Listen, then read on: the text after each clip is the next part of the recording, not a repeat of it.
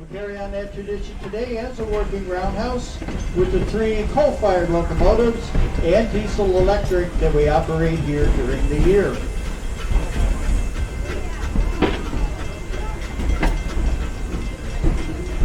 How much was the action?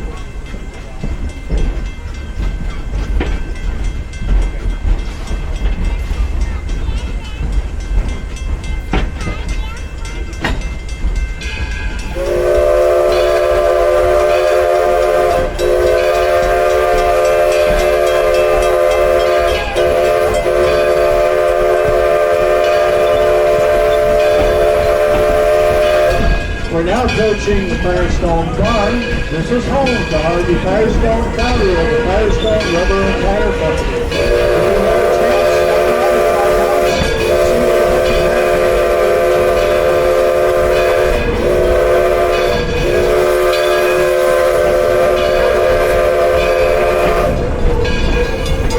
You can also go into the barn to see all the livestock raised.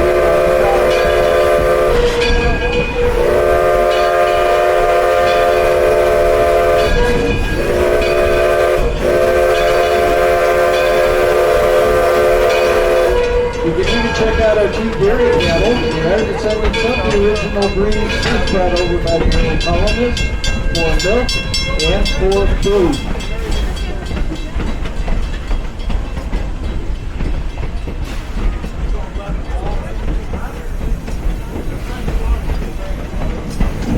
Now as we come into Firestone Station, I ask everybody to please look about you. Make sure you have all of your belongings as well as cell phones. And then if you would, remain seated until we come to a complete stop. Once the whistle sounds, it will be safe to exit on the right-hand side. Please wait for that whistle. I don't want anybody going over the front rows if the brakes grab.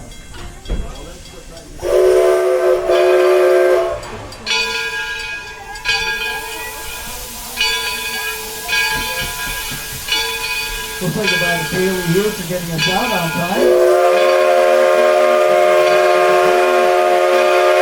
That's just for Hannah Station.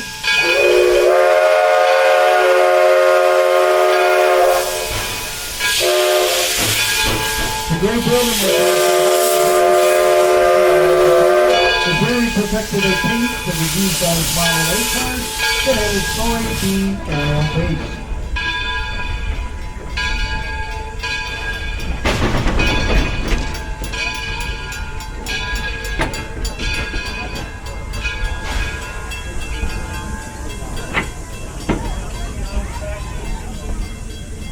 The farmhouse that we're approaching was the birthplace of Henry Ford.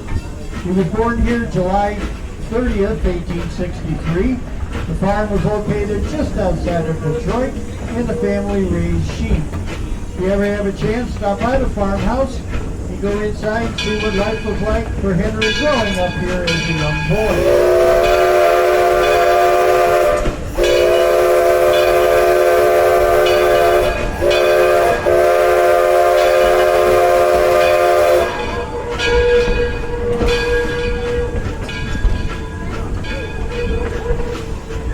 Now, if you look to your left just past the farmhouse, you can look down on our main street. Here you'll find the Right Cycle Shop, Right Home, Ford Motor Company, Mary Cohen's Millinery, our 1913 Herschel Spillman Carousel, and our frozen custard ice cream stand.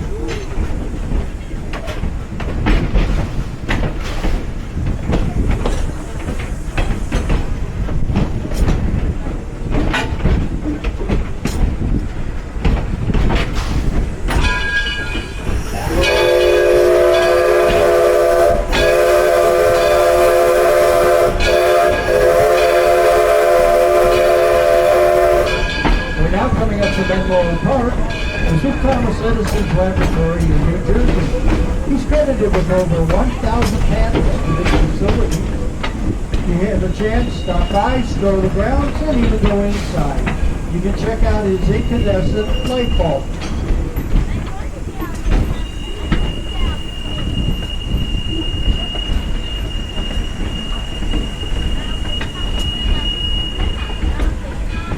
Now, if you look to your left across the street, the yellow building is the Sarah Jordan boarding house. This is where all the single young men that worked for Edison would stay and live. That was one of the first few buildings Edison had electrified.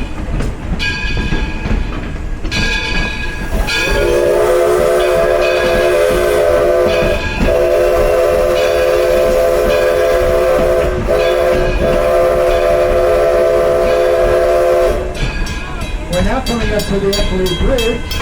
This is our gateway into our Porches and Parlors district. From Susquehanna Station, you can go up the hill into Noah Webster's home. He is credited with giving us the first American dictionary that took over 25 years to complete. Or you can stroll down Maple Lane to see all the homes here in the village. You can either go up to our Cotswold Cottage if you want to have tea and scones this afternoon.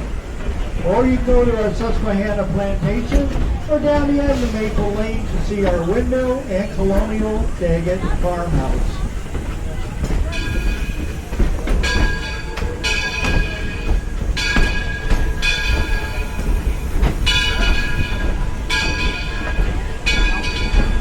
As you come in, we can say hi to Mike, station master here. And I ask everybody to please remain seated till we come to a complete stop. Once the whistle sounds and we'll be safe to exit on the left-hand side, please wait for the whistle. This is also where you want to get off if you're going to pass by a Susquehanna Plantation, which came from Tidewater, Maryland. Originally comprised of 700 acres, and in 1830s their principal crops were corn and tobacco.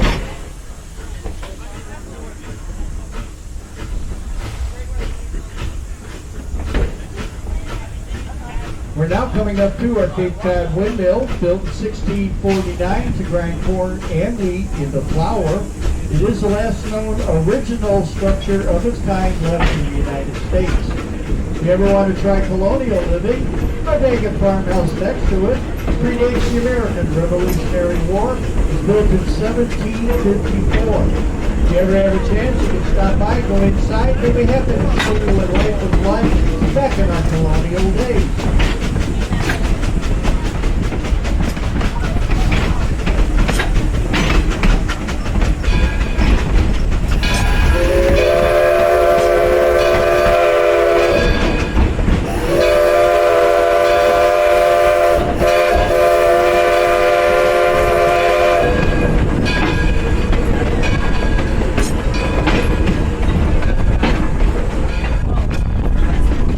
If you look into the pastures here, you'll see our wild turkeys. They are picking up all the grain that the horses dropped while they were eating.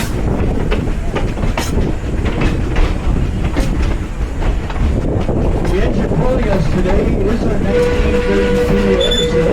This is built by Mr. Ford and his living complex for his very best friend, Thomas Edison. It was rebuilt using various parts from Manchester engines.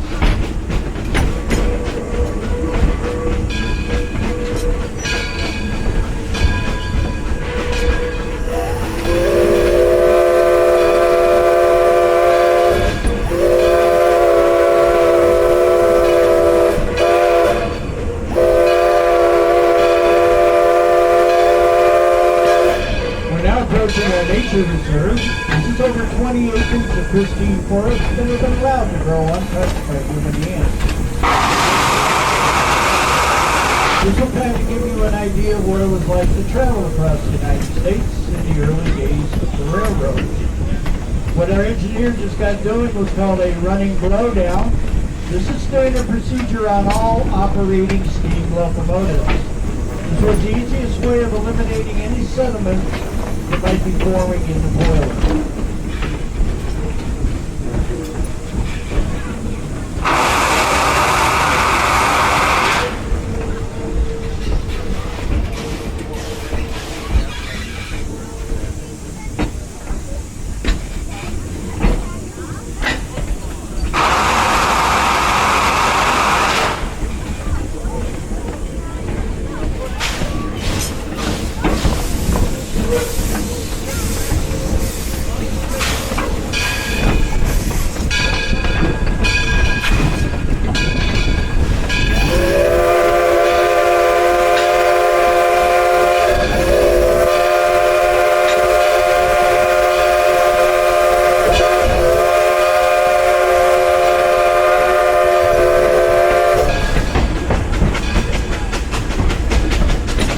You can look to your right down through the trees, you'll see a portion of the original Rouge River.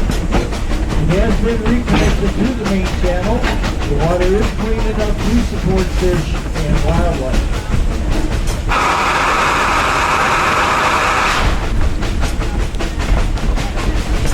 We're now coming into Walnut Grove. This is our activities field during the season. Our next big event will be September 9th and 10th. Then we host the Old Car Festival. We also have a baseball game going at this time. We have our two home teams here, the Lottie Dodge and the Nationals.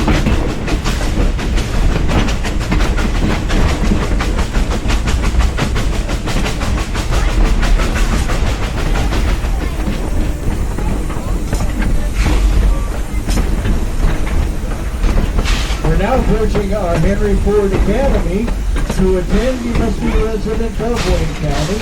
It is done on the lottery system, so if your name is John, you're allowed to attend here grades 9 through 12 for free. 9th grade play is at the Academy next to the museum.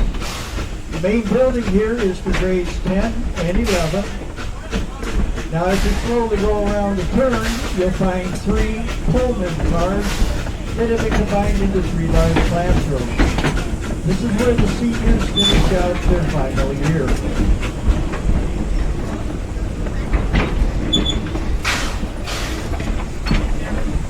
Also, if anybody noticed, our baseball teams out there, they were not using gloves. They played by the baseball rules of 1867, but back then gloves had not been invented yet.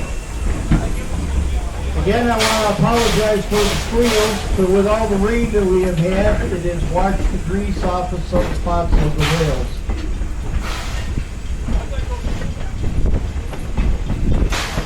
We'll now be passing by our Swanee Lagoon. This is only used now for flood control here in the village.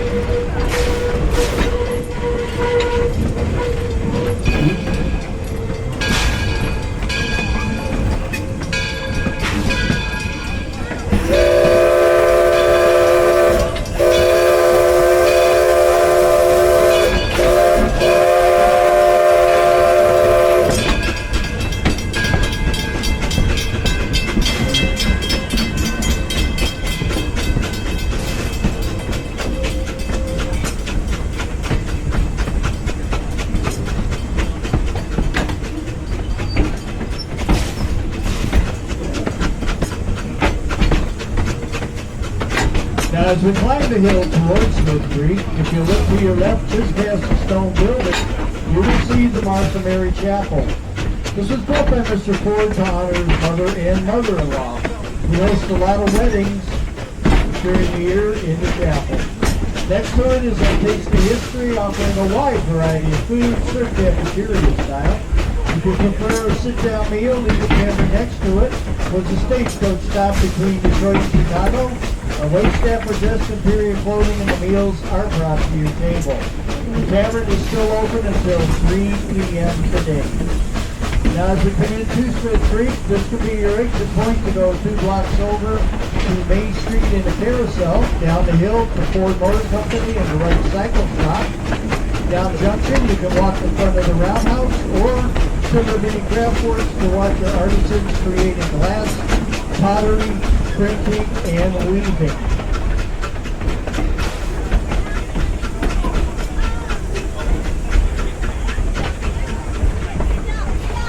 Now as you come into Smith Creek, you can say hi to Mike, Station Master here, and also to Conductor Bill, who will be taking over for a couple of turns. Again, I ask everyone to please remain seated until we come to a complete stop. Once the whistle sounds, it will be safe to exit on the left-hand side. Please, wait for that whistle.